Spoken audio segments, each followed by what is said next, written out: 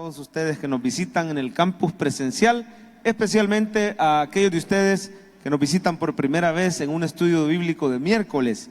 ¿Quiénes están por primera vez en este estudio bíblico de día miércoles? Gracias por esa mano levantada, excelente. Le damos un aplauso de cariño y ese aplauso también es extensivo a los más de 200 estudiantes que nos están viendo desde el campus virtual. Déselo fuerte, por favor. Muchas gracias por haberse unido a este estudio bíblico.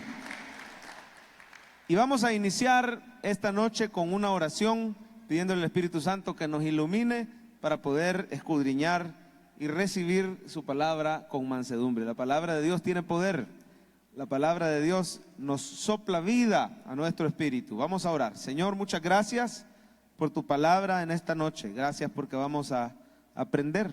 Te pedimos que pongas en nosotros el deseo, el querer, el hacer, la perseverancia, porque hemos iniciado un nuevo diplomado, Señor, con toda humildad, con el deseo, Señor, no de volvernos pretenciosos, orgullosos, sino al contrario, que conocerte a ti, que contemplarte a ti en la Escritura nos haga personas más humildes, personas más sumisas, más amorosas con el prójimo, que podamos reconocer nuestros errores, enmendar, que nos volvamos, Señor, cristianos dedicados a tu servicio. Lo que más te pedimos es que ilumines nuestra mente, nuestro corazón, para poder escuchar tu voz y poder ver claramente, Señor, a Jesús en toda la Escritura, en el Antiguo y en el Nuevo Testamento. Muchísimas gracias por cada hijo tuyo que está en este lugar. También oro por los que están viéndonos a través de la pantalla de ese ordenador o de ese teléfono. Te pedimos que hasta allá donde estén, Señor, en cualquier lugar donde se encuentren, tu Espíritu Santo pueda tocar su vida. Y si tienen alguna preocupación, que les hagas un milagro, Señor. Tú conoces su situación. En el nombre de Jesús, amén. Bien, esta noche, hermanos lindos, tenemos un mensaje introductorio y lo que usted tiene frente a usted es un formato para que pueda tomar nota del mensaje. Si usted se fija por ahí, tenemos el título. ¿Cuál es el título de esta noche? Estudio número 1 dice, notas del mensaje, toda la Biblia. A ver, dígalo conmigo. Toda la Biblia se trata de Jesús. Vamos a abrir nuestras Biblias en la primera carta a los Corintios, capítulo 10, versículos del 1 al 6. Por cierto, ese es el texto base. Por si quieren tomar nota, ese es el texto base. Ahí en su hojita tienen un espacio para anotar el texto base. Primero a los Corintios 10 del 1 al 6. ¿Lo tenemos, hermanos? Y vamos a regalarle una dona. A ver si hermano Marvin ya tiene por ahí ya tienen el microfonito verde. ¿Estamos listos? Una dona al hermano que nos quiere ayudar a leer, por favor. Primero a los Corintios del 1 al 6. Aquí tenemos a la hermana Joana. Aquí está Marvin. Hermana Joana nos va a ayudar con voz fuerte, ¿verdad? 10 del 1 al 6 de primero a los Corintios.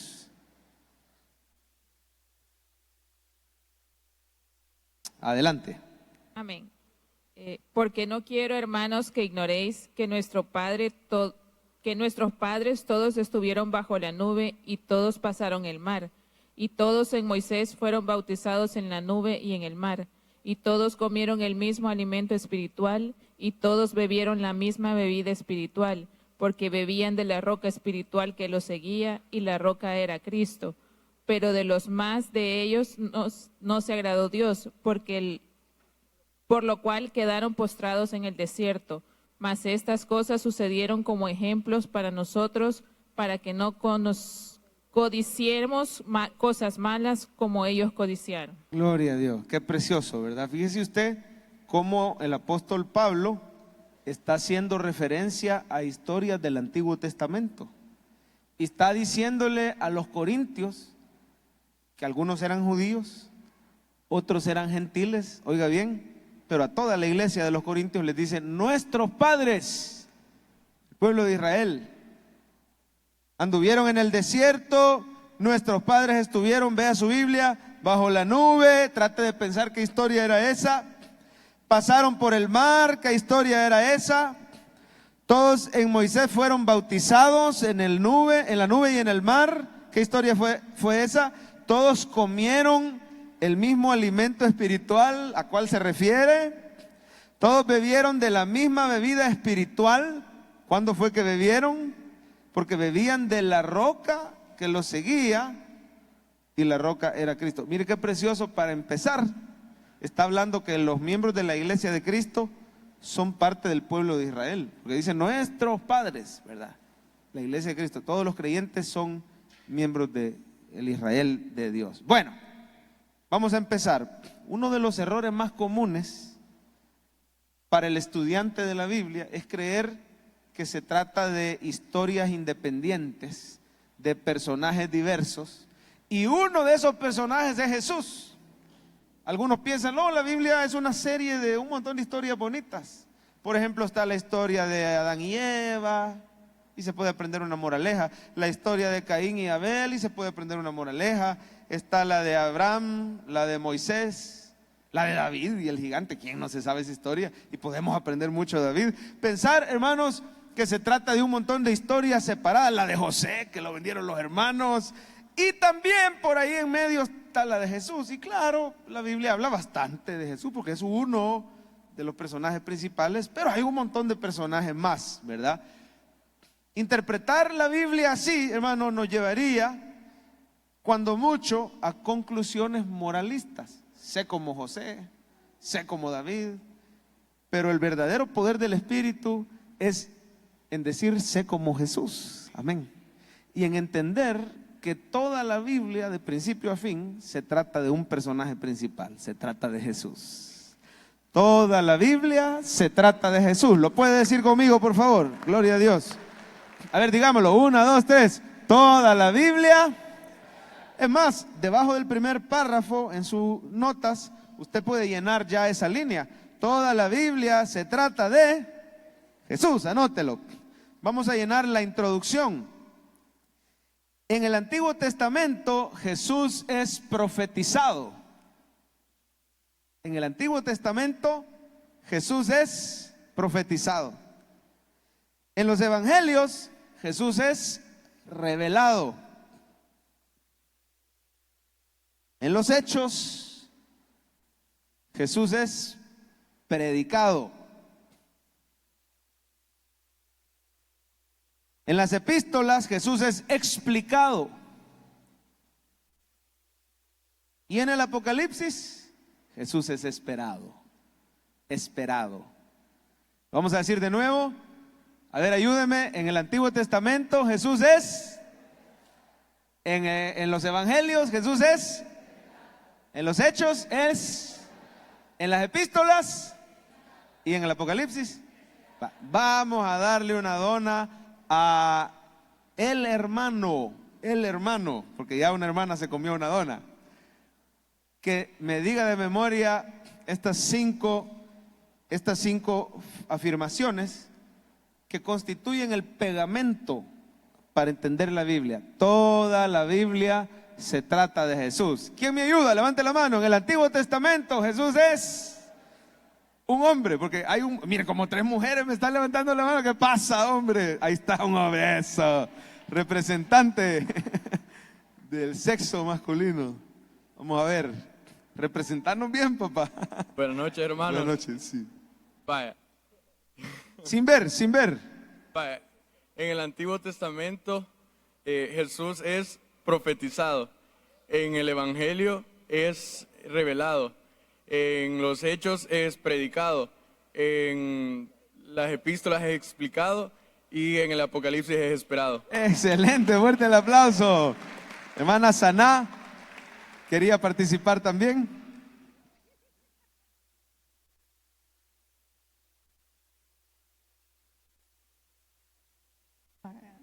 En el antiguo es profeta, pues.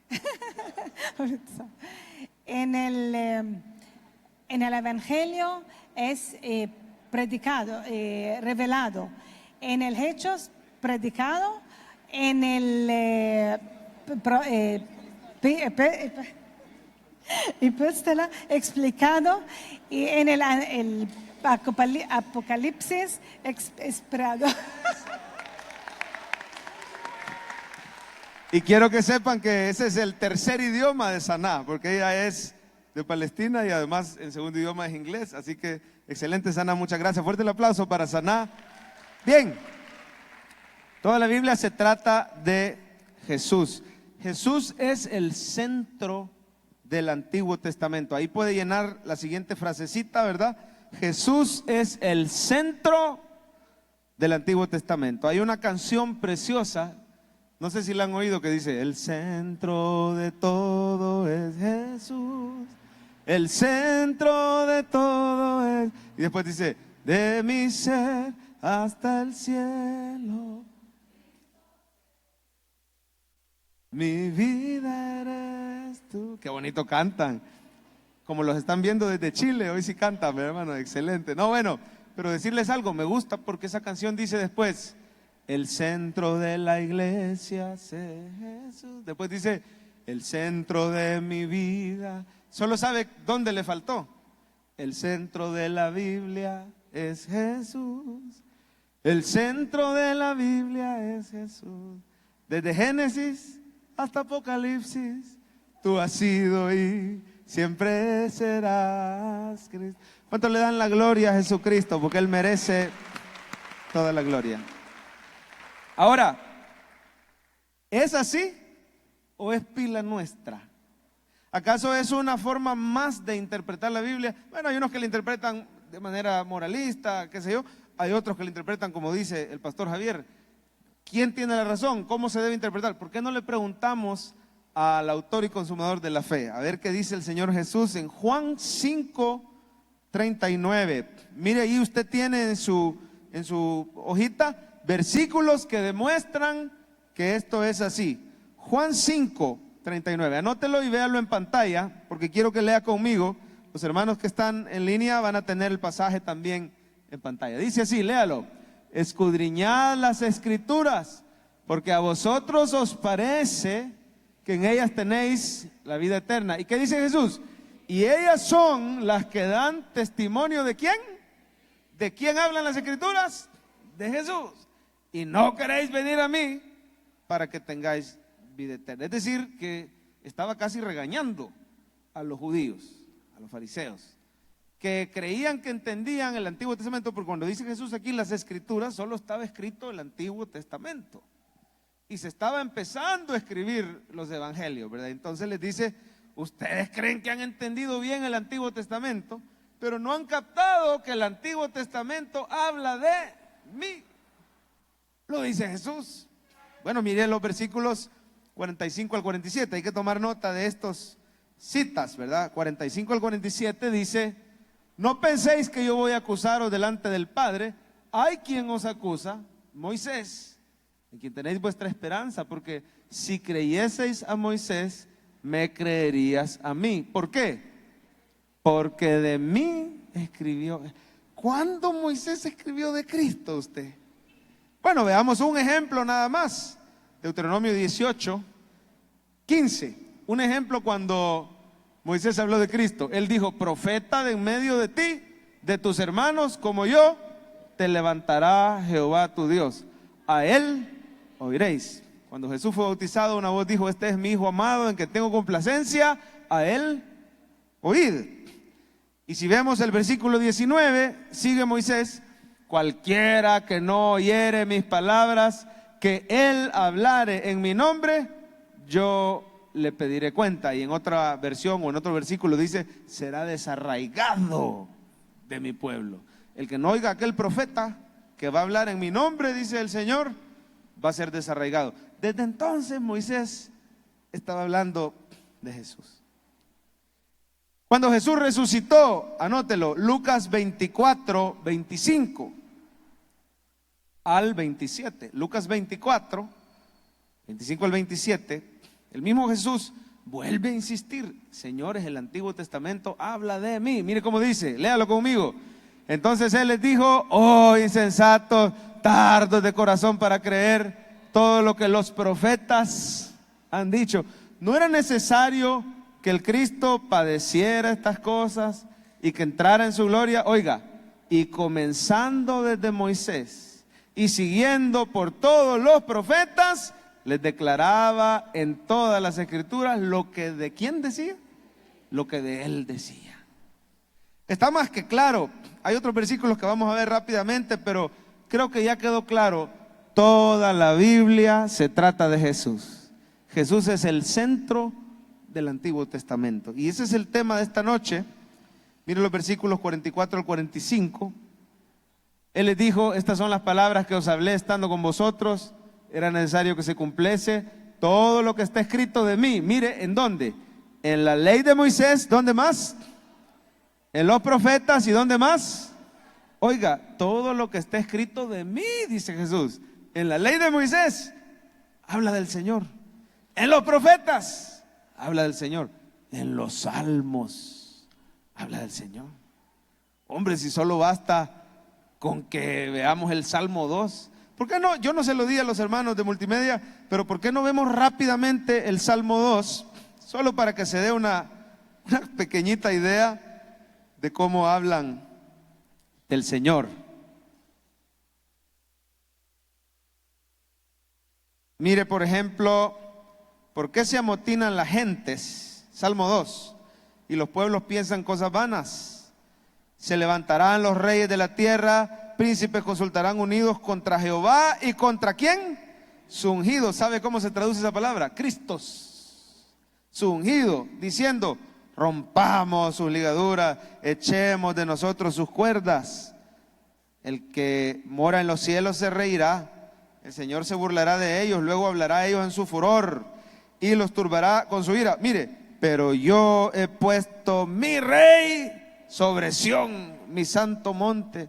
Yo publicaré el decreto. Jehová me ha dicho, este es Jesús hablando estas palabras figuradamente, ¿verdad? Jehová me ha dicho: mi hijo eres tú, yo te engendré hoy. ¿Quiere dar una miradita a algo que está tremendo? Mire el 12.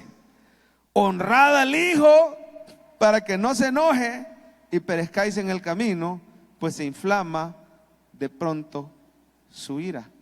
Y Jesús en Lucas, regresando a Lucas 24, está diciendo claramente que de él hablan los salmos. Mire, por favor, uno que sí está pero clarísimo, y con esto terminamos esta parte de los versículos que demuestran que este es el enfoque adecuado. Lucas 4, del 16 al 21. Lucas 4, del 16 al 21. Léalo por favor conmigo. Está en pantalla. Dice: vino a Nazaret, donde se había criado. En el día de reposo entró en la sinagoga. ¿Se imagina usted esa escena? Jesús entrando en la sinagoga llena de judíos. Conforme a su costumbre se levantó a leer. Se le dio el libro del profeta Isaías.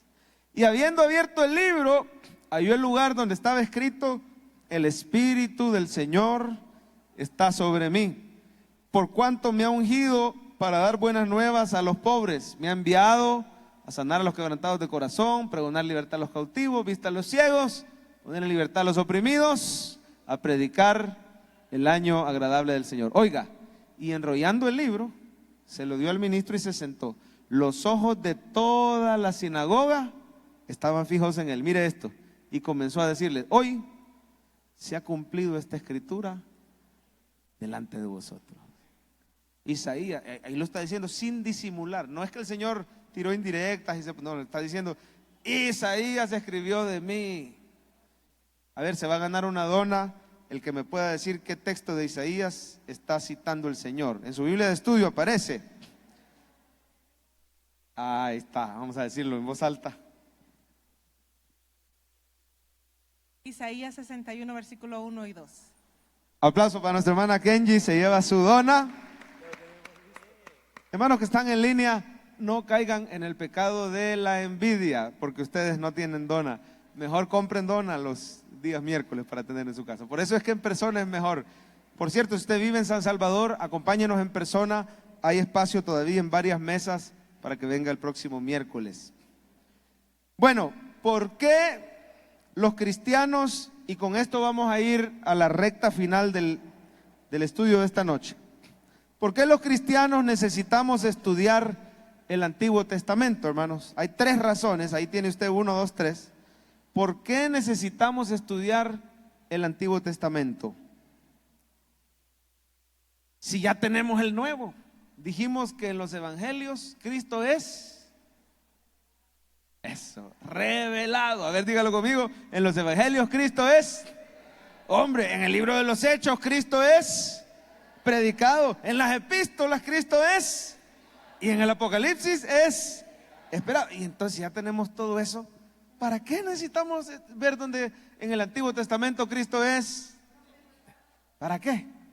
Es profetizado. Si ya vino y los historiadores lo confirman, ¿cuál es la utilidad que usted le va a sacar al estudio del Antiguo Testamento? Antes de entrarle a las 3 razones por qué el cristiano debe estudiar el Antiguo Testamento, quisiera que me ayuden y se pueden ganar una dona diciéndome a qué evento del Antiguo se refiere Corintios, el pasaje, el texto base. ¿A qué evento se refiere con cada una de las cosas que él menciona? No vea su Biblia de estudio, no sea tramposo, se va a hacer haragán o se va a hacer dependiente, sino que trate de pensar, por ejemplo, todos nuestros padres estuvieron bajo la nube.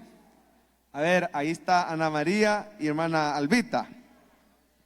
Es en el Éxodo, cuando están en el desierto, que la nube va delante, los va cubriendo en el día y en la noche está la columna de fuego. Y habla de cuando el mar se abrió para que ellos pudieran cruzar, porque los venían siguiendo los egipcios antes de llegar al desierto. Perfecto, excelente. Le damos un aplauso a Ana María, que se ganó una dona. Se la puede comer o la puede donar también, ¿verdad? Hermana Albita, ¿a qué se refiere cuando dicen todos pasaron el mar? Específicamente, ¿qué mar y en qué circunstancias? O sea, cuando el pueblo de Israel pasó el mar rojo en seco, El mar rojo en seco. Cuando habla del pan de vida, el maná del cielo. Excelente, Ajá. ya nos dijo 2, pero solo una dona le puedo dar. Fuerte el aplauso para hermana Albita. Es correcto. Israel pasó, alguien dijo por ahí, Israel pasó el mar seco en rojo, pero no, es el mar rojo en seco, ¿verdad? Luego dice, todos comieron el mismo alimento espiritual. La hermana Albita ya lo dijo, es cuando comieron el maná, ¿verdad? Todos bebieron la misma bebida espiritual. ¿A qué evento se refiere eso? Por allá está nuestra hermana. Pues yo, bueno, levante la mano para que la vea. Hermana Cecia. Fue cuando los israelitas empezaron a quejarse que no tenían, que el agua estaba amarga, y ahí fue donde Moisés pues golpeó la roca, ¿vea? Entonces, y ahí vertió el agua, y fue también por la cual razón de que no entró también él a la tierra prometida. Cuando le sacó agua de la peña. Hay una canción de esa peña, ¿verdad? La peña de Oreb, y de hecho la interpreta. Y dice, Cristo es la peña. ¿Es bíblica esa canción, sí o no? Mire lo que dice después. Bebían de la roca espiritual que los seguía, y la roca era Cristo. Ese canto, hermano, aparte de precioso, que lo vamos a cantar al final, aparte de lindo, es bíblico. Y está interpretando lo correcto. Cristo es el centro del Antiguo Testamento. Él es la peña de Oreb. Él es el verdadero maná.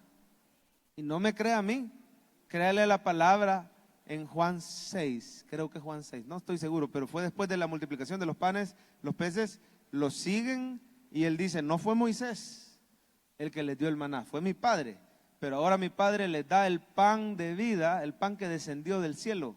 ¿Y cuál es ese pan de vida? Cristo es él. Él dice, yo soy el pan de vida. Amén. Bueno, número 1, ¿para qué el cristiano va a estudiar el Antiguo Testamento? Número 1, para conocer al Dios de la Biblia. Para conocer al Dios de la Biblia.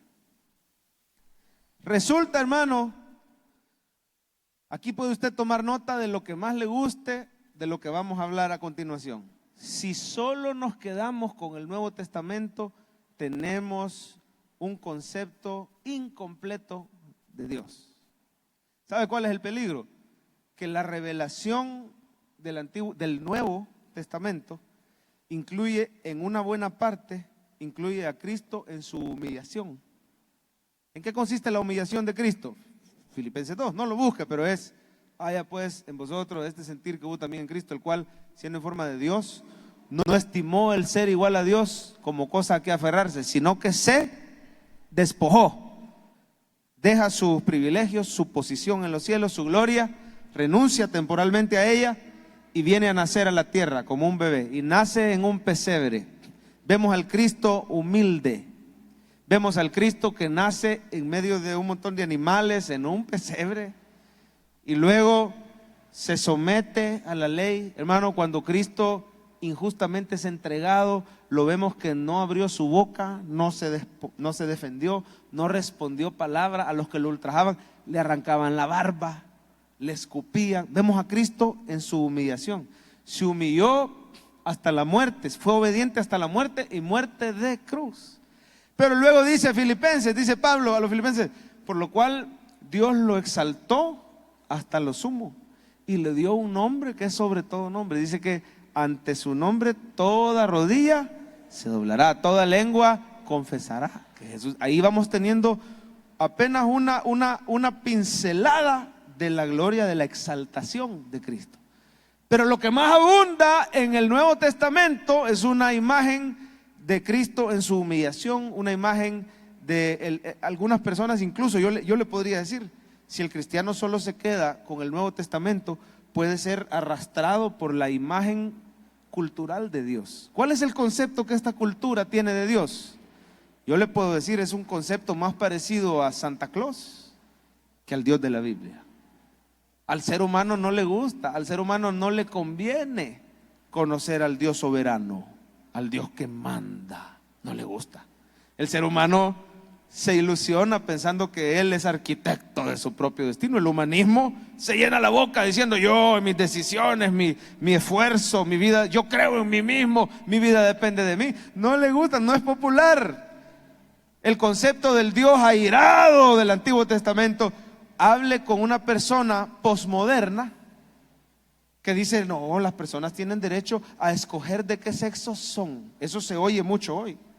Tienen derecho, tus órganos genitales no definen tu género, tu biología no define. Si tú sientes que eres un hombre, aunque seas mujer, tú decides que eres un hombre. Al ser humano no le gusta conocer al Dios que determina, al Dios que define, al Dios que castiga el pecado, al Dios que envió fuego, oiga, sobre Sodoma y Gomorra.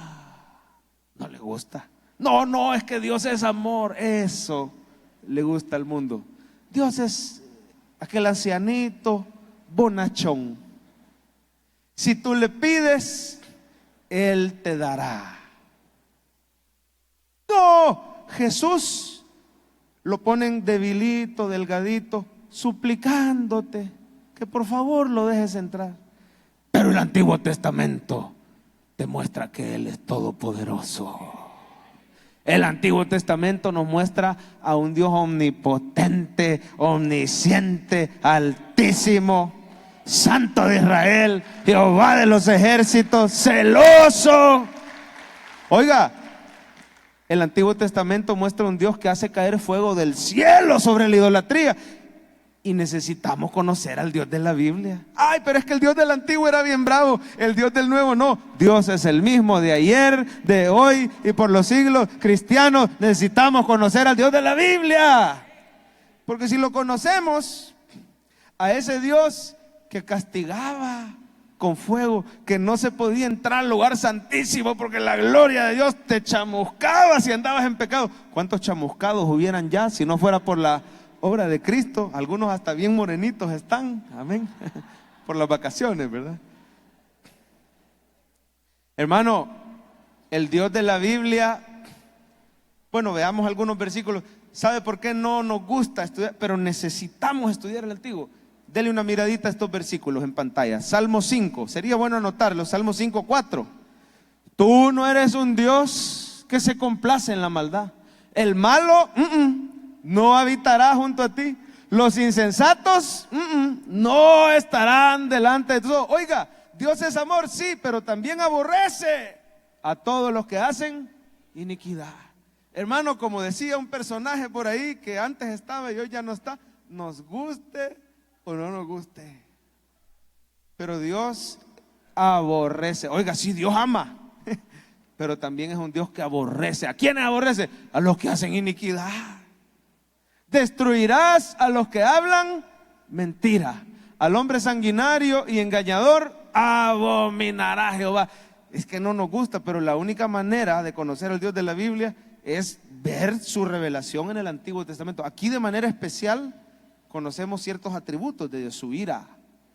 Mire, el cristiano deja de jugar a ser cristiano cuando resplandece la gloria de Dios en las Escrituras. Mire Daniel, bueno, veamos el capítulo 7 de Salmos, 7 de Salmos, 11 al 13. Mire por favor, Dios es amor, sí, pero también dice Dios es juez justo.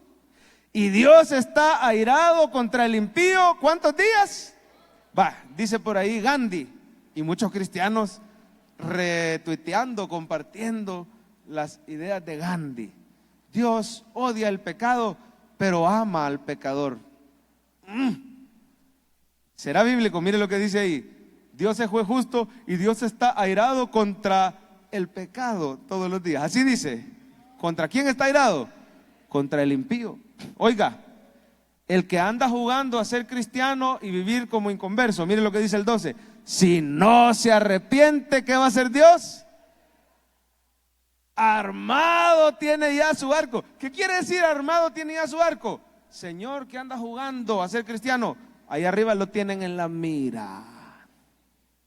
Ay, no, pero a mí me gusta que me chinchineen, pastor, no me gusta que me hablen así. El otro miércoles ya no vengo. Le aseguro que no viene y ahí va a estar metiéndose en línea para ver. Porque es que cuando ya el Señor lo agarró, uno ya no puede huir. Amén. Asimismo, oiga, ha preparado bendiciones para que usted las declare. Así dice.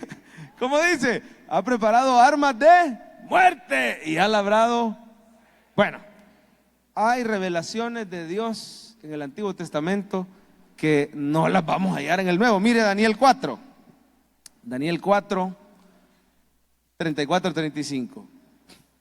Al fin del tiempo, yo, Nabucodonosor, el grandote de Babilonia, alcé mis ojos al cielo, mi razón me fue devuelta. Una dona para el que me diga, a ver Marvin, ¿qué le había pasado? Pero denle chance a los nuevos, hombre. ¿Qué le había pasado a Nabucodonosor cuando la razón le fue devuelta? Ya está mi hermano, excelente. Si no mal recuerdo, Dios lo había castigado convirtiéndolo en algo similar a una bestia. Así era. Había hecho que se convirtiera que como se una desquiciara. bestia. Le damos un aplauso al hermano Roberto, por favor. Tiene derecho a su donita. Perdió el sano juicio, perdió la cordura, se volvió como vaca, como buey. Se fue a la grama, no sé cuánto tiempo, un año creo, algo así. Mire por favor, mire cómo conoció al Señor. Bendije al Altísimo y alabé y glorifiqué ¿a quién? Al que vive para siempre, cuyo dominio es y su reino por todas las edades. Oiga, mire cómo se ve a Dios en este pasaje. Todos los habitantes de la tierra juntos son considerados como nada delante de Él. Y Él hace su voluntad. ¿A dónde? ¿Y a dónde más? Hagamos una pausa antes de seguir leyendo. No. Dios respeta mi libre albedrío. Nos encanta oír eso. No. Si yo no quiero, a mí nadie me puede obligar. Eso nos gusta creer, pero ¿será cierto? ¿Será pegado? Podemos creer lo que queramos, lo que nos dé paz a nuestra carne, porque a la carne no le gusta ser incomodada. Pero el Antiguo Testamento hace eso. Mire lo que dice: Él hace según su voluntad en el ejército del cielo. ¿Quiénes son esos? Los ángeles, todo tipo de espíritu. En los habitantes de la tierra. Y no hay quien detenga su mano y le diga, ¿y quién se cree el hombre? Lo voy a decir así para que se oiga más suave. ¿Quién me creo yo? ¿Y quién se cree usted? Pero se lo dije suave, ¿verdad? Para decirle al Señor, momento Señor, tenés que respetar mi libre albedrío. Es lo que está diciendo Daniel. Lo que está diciendo Nabucodonosor. No hay, si él es un rey poderoso que se jactaba de haber invadido Judá y haberlo llevado cautivo, nadie se opone a los planes de Dios. Hermano lindo, si quiere seguir anotando, Cuando usted lee la soberanía de Dios en el Salmo 33, que no lo vamos a ver, ahí lo lee en su casa. Cuando usted contempla el Salmo 40, que tira la grandeza de Dios y el poderío, el Salmo 40, no hay como ese salmo. Isaías 10, cuando usted ve cómo el Señor tiene control sobre lo bueno y sobre lo malo que pasa en la tierra, Él es soberano. No hay como leer Isaías 10. Es solo, si usted creía que entendía teología, léase Isaías 10 y ahí me cuenta la otra semana. Cuando usted se da cuenta que es tan soberano que hasta los demonios le hacen caso. No solo es quién es este, decían los discípulos, que aún el viento y el mar le obedece. Eso no es nada. Satanás le tiene que obedecer porque Él es poderoso. Y si no me cree, léase Job. Y ahí se va a dar cuenta. Necesitamos el Antiguo Testamento porque así conocemos al Dios de la Biblia. Oiga, hermano, ¿qué pasa cuando el cristiano conoce al Dios de la Biblia? ¿Lo admiramos más? ¿Rechazamos la falsa doctrina? Yo nunca a mí nunca me predicaron: ese niño está adorando al Dios soberano, ¿verdad? No, de verdad habría que ver si no se ha golpeado. Habría que ver si no se ha golpeado. Tal vez alguien nos ayuda por ahí. Bueno, a mí nunca me dijeron: hey, mira, eso de decretar y declarar está equivocado. No. ¿Sabe lo que pasó? A mí me enseñaron la soberanía de Dios. Y cuando entró la verdad de Dios, eso automáticamente repudió las falsas doctrinas. Porque si uno sabe que Dios es soberano, entonces uno sabe que uno no lo es. Todo bien, cualquier cosita, ahí estamos. Bueno, así que cuando el cristiano conoce al Dios de la Biblia, hermano, empieza a adorar mejor. ¿Usted ha visto a una persona apática en la adoración? Desconectada de la alabanza. Podríamos casi asegurar que no conoce al Dios de la Biblia. Porque si lo conociera, el humano no tiene más que rendirse a la gloria de la gracia de Dios, del poder de Dios. Cuando usted conoce los atributos, usted dice: no, eres tan sabio, eres tan poderoso. El cielo, la tierra y el mar, todos te alaban. Y deja de jugar con el pecado porque dice: no, yo conozco al Señor. Pero hay que conocer al Dios de la Biblia. Mi hijo, uno de mis hijos, y ya no me dan permiso de decir cuál de los dos, porque el niño se enoja. Pero uno de mis hijos manifestaba bastante admiración por personajes de este mundo. Es que todos traemos eso, ¿verdad? Desde chiquitos necesitamos como admirar a un héroe, a un campeón. El problema es, hermano, que todos los campeones humanos, tarde o temprano, nos van a decepcionar. Maldito el varón que confía en el hombre y pone carne por su brazo, dice el Antiguo Testamento. Y mi hijo admiraba a Messi, a Leo Messi, hasta que vio que estaba frustrado Messi porque nunca ha ganado un mundial. Ha ganado de todo menos el mundial, y que la última vez, no, pues ya me voy de la selección argentina, la albiceleste. Saludos a nuestros amigos que nos ven desde Argentina, pero no se les dio este último mundial. Estuvieron tan cerca y tan lejos, vea, contra Alemania, y Messi estaba triste. Bueno, entonces se pasó a admirar a Cristiano Ronaldo. Ese sí, no, ese es, tampoco ha ganado mundiales Portugal, vea, tampoco, pero pues gana más, ¿verdad? Hasta que hace poco vio que perdió el Madrid con el Barcelona. Luego, no, que entonces dicen que el mejor ha sido Ronaldinho, y ahorita ni siquiera fue la gente a ver a Ronaldinho.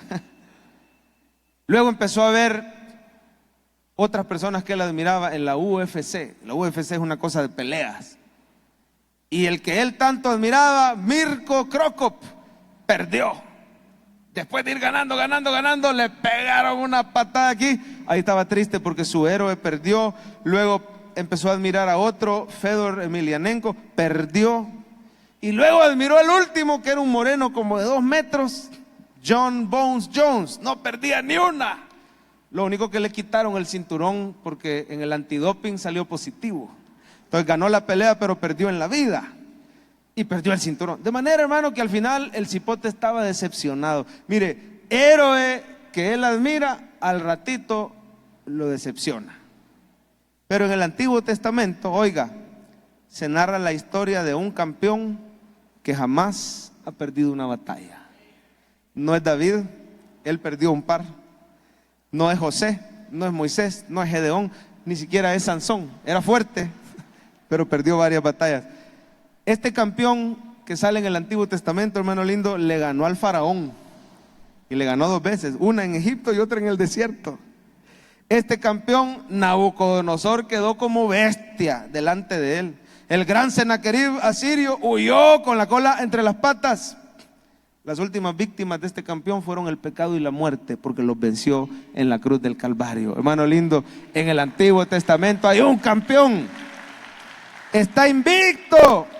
El viento, el mar, las tinieblas, los demonios tiemblan cuando oyen su voz.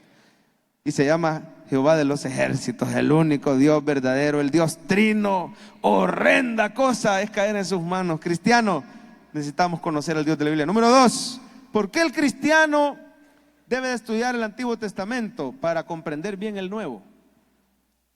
Para comprender bien el Nuevo.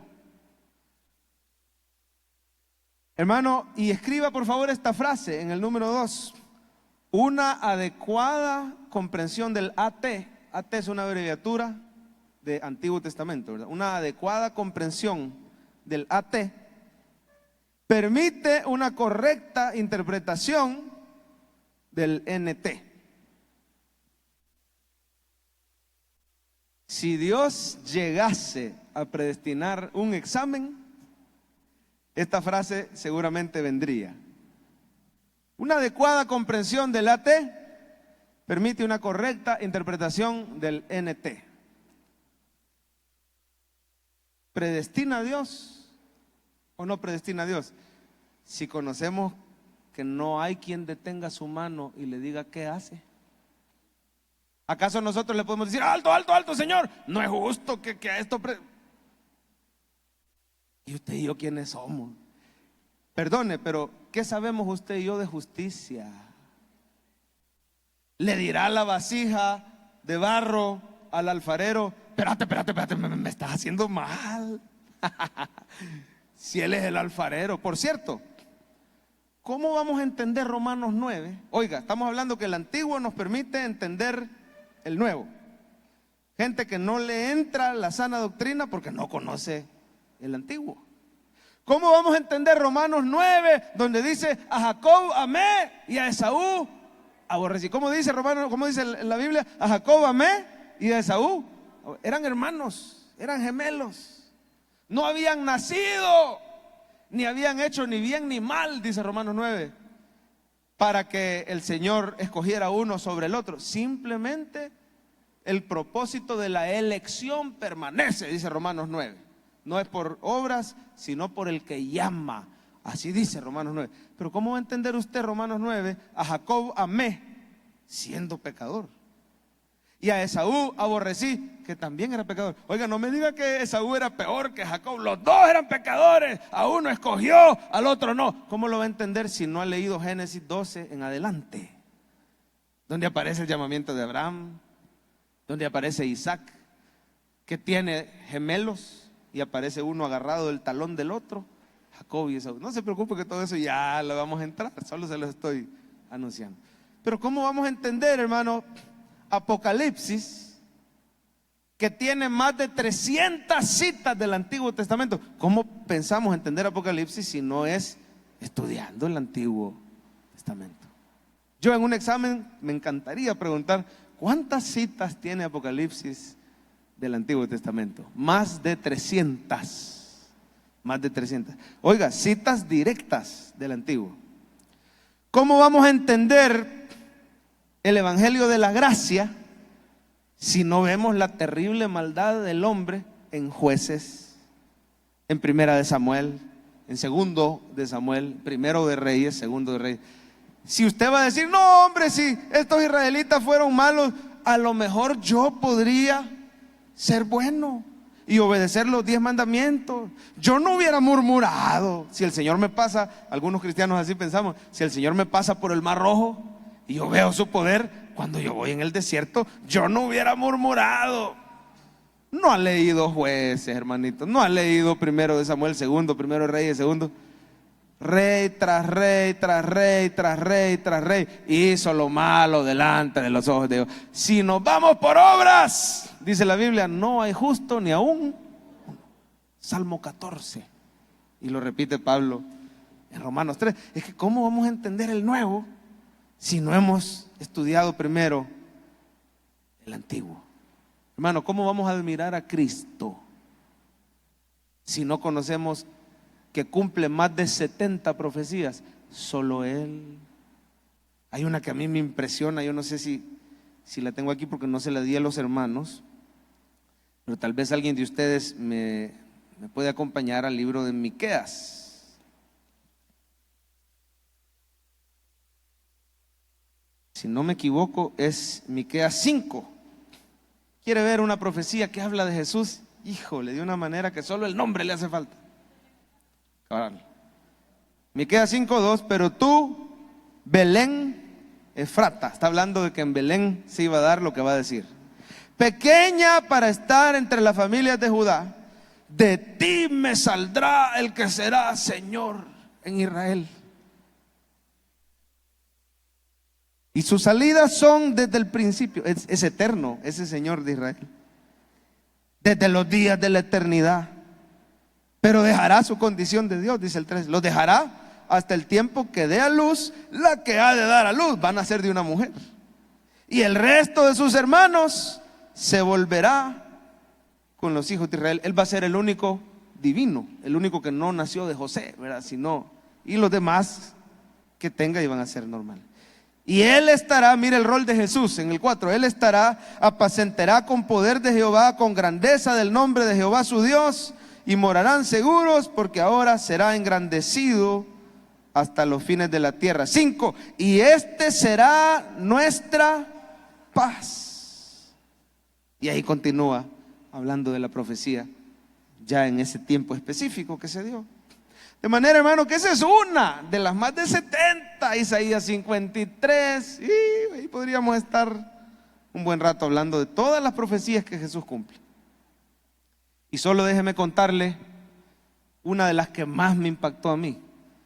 Cuando entendemos que toda la Biblia se trata de Jesús, ya no interpretamos el AT de la misma forma. Por ejemplo, leemos la historia de Naamán el sirio. ¿Cuántos se acuerdan de Naamán el sirio? Estaba enfermito. ¿Qué tenía Naamán? Lepra. Y se le andaba cayendo la carne, una enfermedad vergonzosa. No estaba expulsado del campamento porque no era israelita, era sirio, estaba en Siria. Y ya había pasado la fase contagiosa, ya estaba solo en la fase vergonzosa, ¿verdad? O sea, ya no se contagia, pero se le anda cayendo la piel en medio, delante de la gente. Y le dijeron que en Israel estaba el profeta, no recuerdo si era Elías o Eliseo, creo que es Eliseo. Está el profeta Eliseo y le dicen, ahí hay un hombre que puede orar por ti y te puede sanar el Dios de ellos, Jehová. Y se va Naamán con el montón de regalos y llega donde el rey de Israel, y el rey de Israel dice, no, yo qué te voy a andar pudiendo salvar, esta guerra quiere conmigo. Y Eliseo le dice, tranquilo, tranquilo rey, mándemelo a mí, yo voy a orar por Naamán. Y Naamán llega y Eliseo ni siquiera se dignó a salir, solo le mandó al criado, no me acuerdo si es Giesi, creo que es Giesi. Salió el criado y le dijo, mira, dice el jefe que no quiere ni un regalo tuyo, porque esto es por gracia. A ver, ¿de quién está hablando? No quiere ni un regalo y dice que te vayas a zambullir, a sumergir 7 veces al río Jordán. Por cierto, en el río Jordán es donde bautizaba Juan el Bautista, donde se bautizó el Señor Jesús. Andate a ese río y te metes 7 veces. No, y para esto vine yo. ¿Y dónde está Eliseo? No pudo haber bajado él. Yo soy Naamán el sirio, he venido yo, pues, con su orgullo, pues yo me voy de regreso. No habían mejores ríos en Damasco, capital de Siria, no había mejores ríos en Damasco para que yo venga aquí, a este río Chuco del Jordán, y ni siquiera me reciban, no quieren ni siquiera los regalos, si es que no es por obras para que nadie se. Así que, mire, jefe, lo convencen los, o ya venimos hasta acá, báñese por lo menos. ¿Y qué pierde? Pues, bueno, pues, 1, 2, 3, salía leproso. 4, 5, 6, salía leproso. 7, como la piel de un bebé. Este Jehová tiene poder. Ya no me vuelvo a inclinar. Oiga, se convirtió. Ya no me vuelvo a inclinar ante ningún otro Dios. Jehová tiene poder. Aunque el rey de Siria, que creo que era Ben-Hadad, sirio, se incline, yo no me voy a inclinar, porque ya vi que el único Dios verdadero habita en Israel. Se llama Jehová de los ejércitos. Eliseo, por favor, recibime estos regalos. No te voy a recibir ni uno. Y Giesi salió corriendo detrás de él y le recibió regalos de escondida. ¿Y sabe qué le pasó? Se le pegó la lepra. Eso le va a pasar a los pastores de la prosperidad, porque no es por obra ni por dinero, es por gracia de Dios en Cristo. No estoy diciendo que les va a dar lepra, ¿verdad? Pero ahí queda. ¿Sabe de qué está hablando? Cuando vemos que el Antiguo habla de Jesús, ¿sabe qué está simbolizando?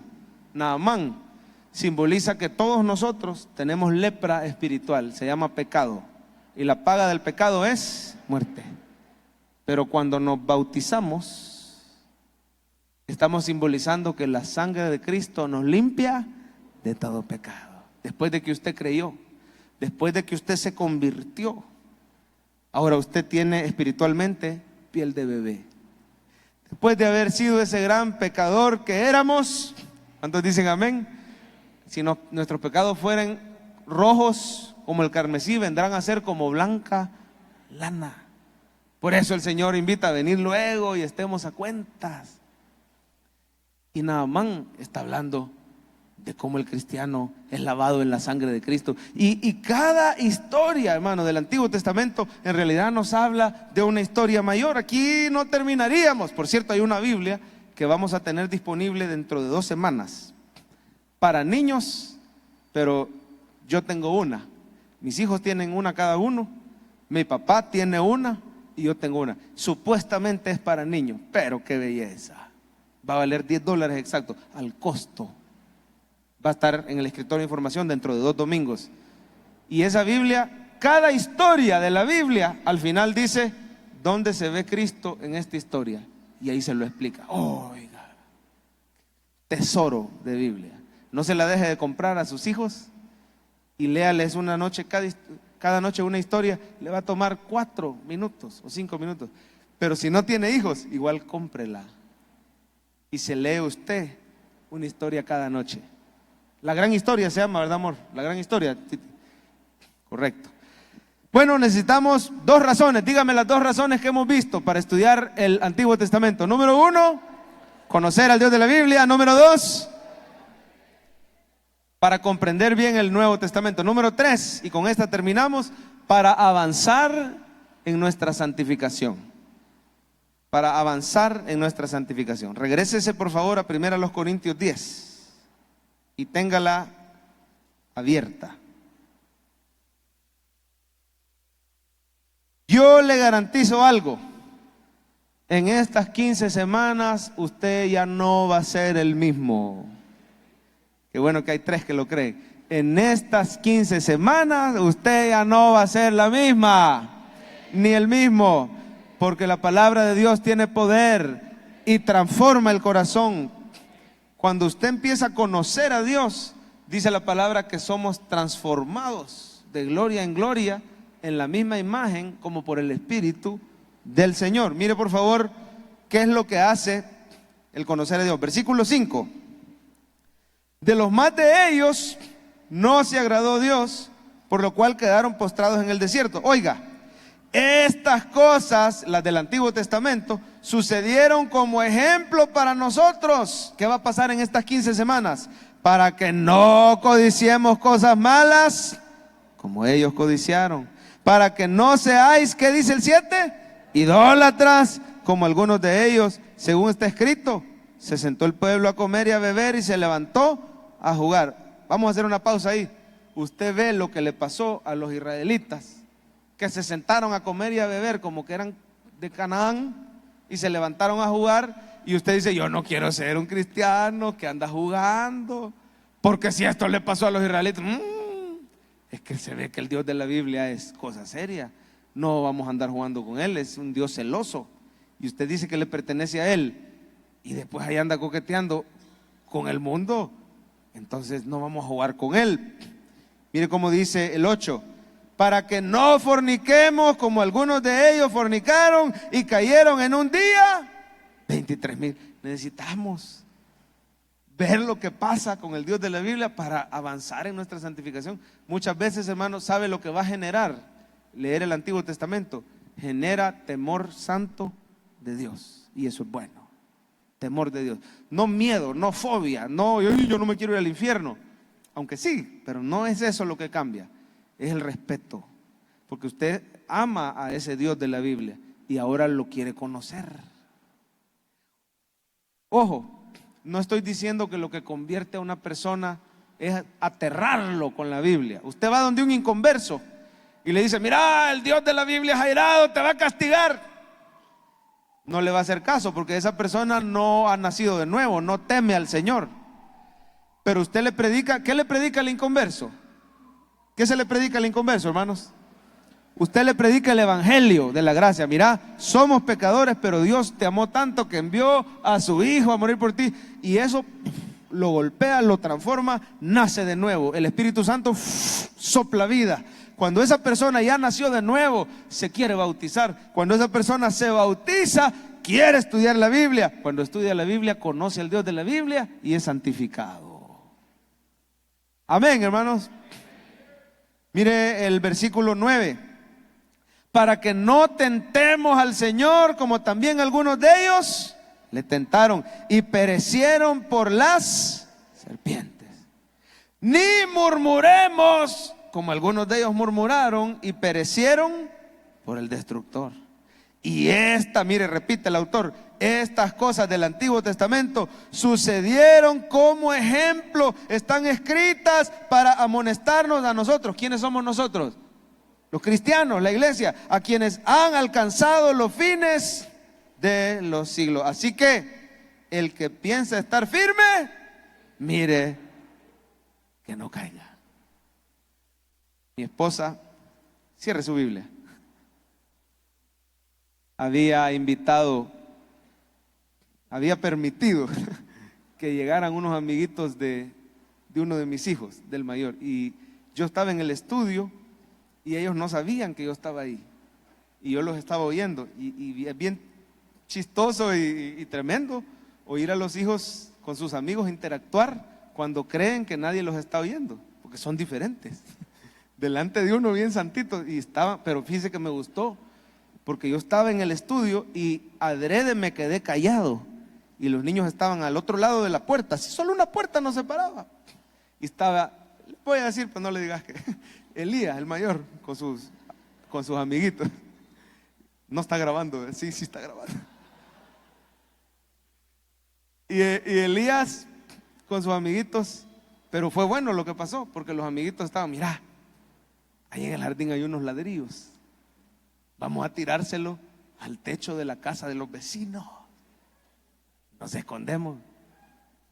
No, hombre, yo no, dijo Elías, yo no seas ¿y qué va a pasar vos? No pasa nada, no nos están viendo y no tienen manera de comprobar que nosotros fuimos. Hay otro montón de casas, los hipotes piensan, hay otro montón de casas aquí que pudieron haber sido. Vamos, hombre, si no pasa nada. No, dijo Elías, yo no voy, pero no crea que por santo. ¿Y por qué no vas? Lo que pasa es que mi mamá me va a golpear, pero lo dijo con otras palabras, pero no tan mala, ¿verdad? Me va a cachimbear, así, mi mamá me va a cachimbear. Y no dijo mamá, dijo nana. No, que mi nana me va a cachimbear. No, y entonces, no, hombre, tu mamá, si se ve tan tranquila, si siempre está sonriendo, si supieran, ¿ve? Si siempre está sonriendo. No, dijo Elías, vos no conoces a mi nana cuando está enojada.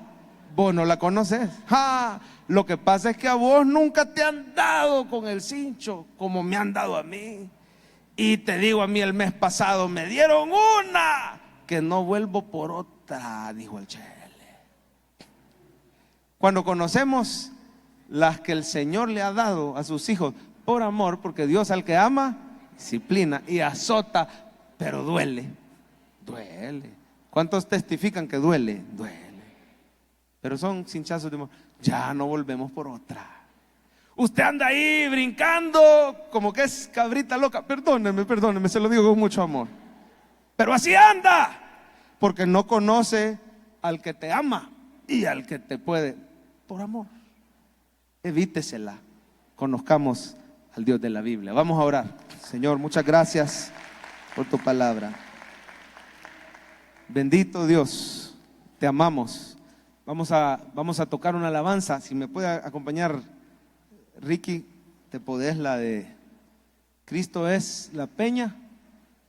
La toco yo. Vamos.